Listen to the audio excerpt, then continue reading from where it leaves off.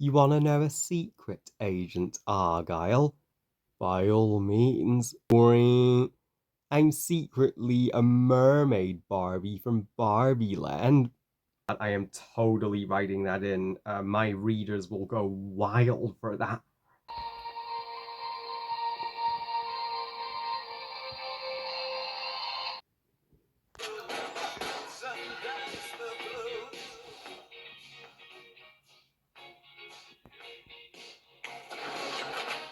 Argylle, directed by Matthew Vaughn, a director of the Kingsman franchise, as well as the Kick-Ass movies and X-Men First Class, and is the 2024 spy thriller. This, by the way, is Archie. The cats are exactly like the adorable feline friend Archie in the movie. Argylle tells the story of acclaimed and successful author Ellie Cronway, played by Bryce Dallas Howard from Jurassic World, and and uh, and she is on a roll with her Agent Argylle book franchise. Only her mother is concerned that the cliffhanger ending will dissatisfy her fans.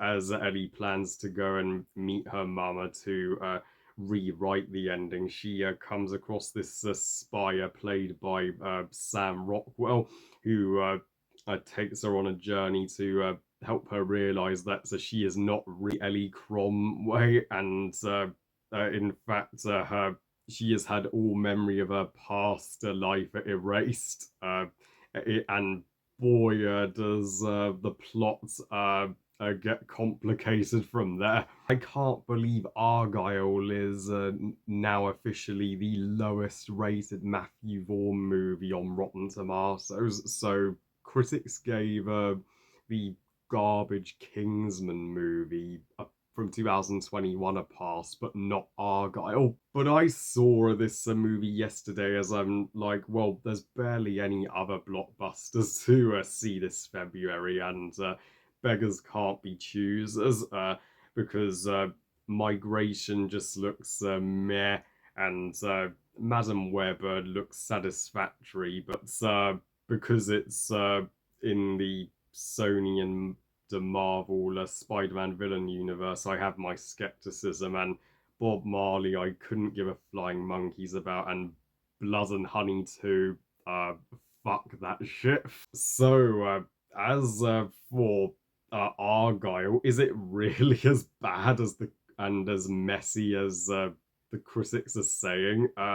Well, no. Argylle is a hugely entertaining and perfectly adequate spy movie. It is a huge improvement over the Kingsman 2021. That still remains Matthew Vaughn's worst, but this is one of the stronger films from Matthew Vaughn.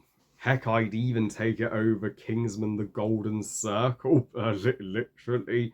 Uh, but does that make it a perfect movie? Absolutely not. But I will get the flaws out of the way up front. The thing that got my butt in the seat was the marketing campaign when the trailer showed a Dua Lipa, and I mean, we all know her as Mermaid Barbie in Barbie, and the performer of the hit Barbie musical number Dance the Night. And because this movie has, the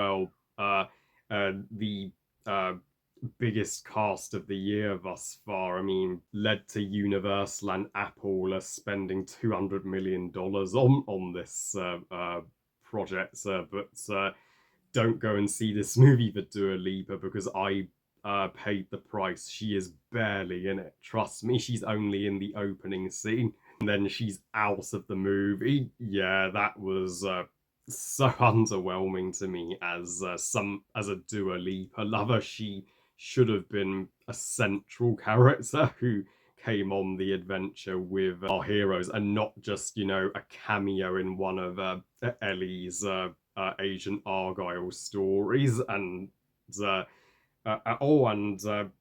John Cena even has a role in this movie as Agent Argyle's pal. So, and we all know Dua Lipa and John Cena were also in Barbie. Uh,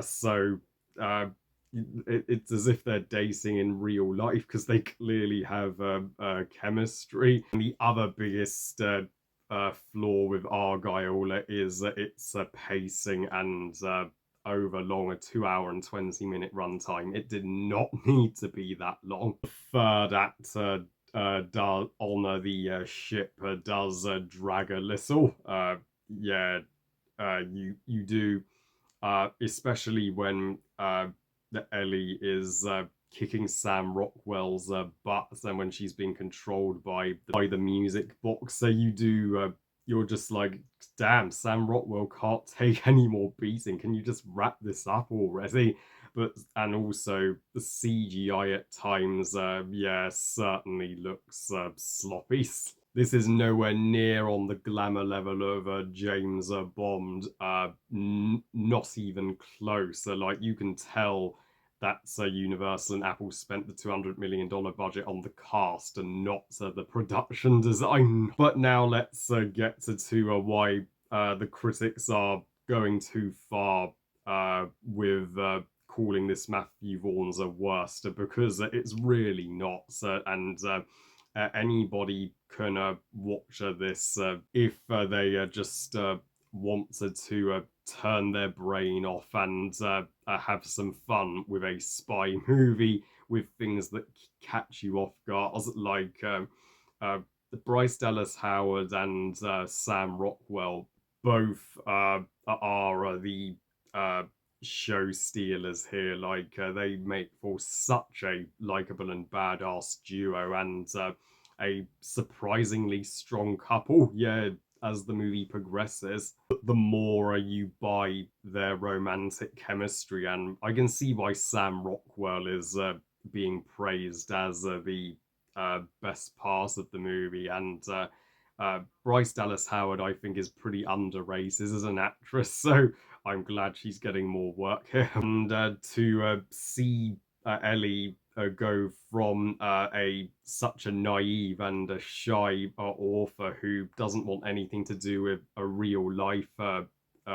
life as a spy. She only thinks that's in her stories, to a real hardcore queen in the second half of the film, once it's revealed that her real name is Rachel Argylle.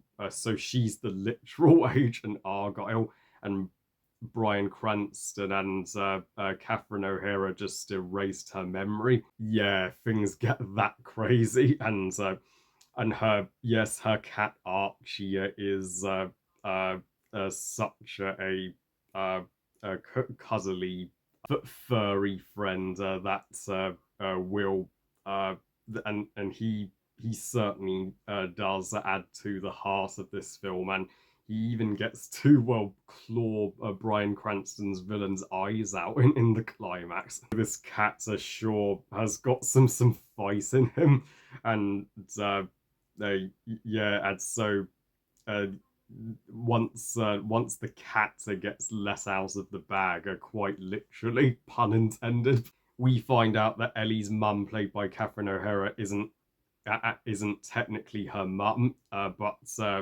she's in league with Bryan Cranston's main antagonist. And you would think in the first half that the movie is just going to be Bryce Dallas Howard and Sam Rockwell figuring out clues like detectives to lead them to Bryan Cranston's villain's base. But no, no, the journey there has more twists and turns that you will never see coming. And so thank God I read no spoilers before going into this film. I didn't think the twists in The Kingsman were particularly effective, but Matthew Vaughn's twists certainly work here. And during the COVID pandemic, he had the extra time to fully write the script here. And Samuel freaking Jackson, who plays the actual Archie, does get some hilarious moments. He's like literally the cue to Agent Argylle. Q being from James Bond. And the scenes with uh, Henry Cavill as the fictional agent Argylle were some of my absolute favourites in the film. And yeah, Henry Cavill sure is a slick at playing a British spy. The opening scene that we've all seen in the trailer of him and Dua Lipa doing a duet before a car chase, my favourite part of the movie by far. I mean, because that's the only part with Dua Lipa.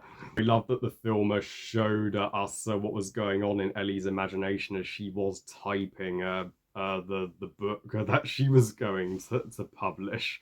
It's I haven't seen any other spy movie do that. I'm also surprised that Dua Lipa didn't do a song for this movie, which would have been perfect, as she is more of a singer than an actress.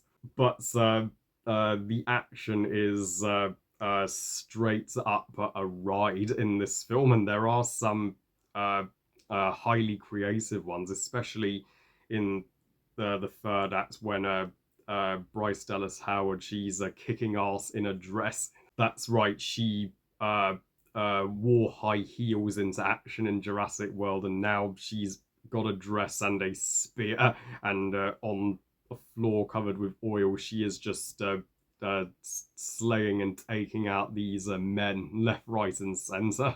She let out the inner lioness that's been hiding inside her for so long, and Sam Rockwell did help her find her old self again. Yeah, overall, Argylle, it's kind of a mixed bag at the end of the day.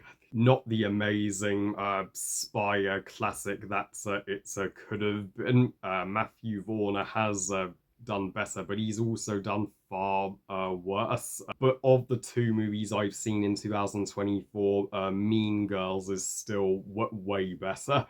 Oh, and my mum once had a bunny named Alfie, so it was lovely that we got the cat named Alfie in this film. I give Argylle 3 stars out of 5. Good movie. So yeah, 2 movies in 2024 down, and still yet to see a bad one. I mean, pretty good going.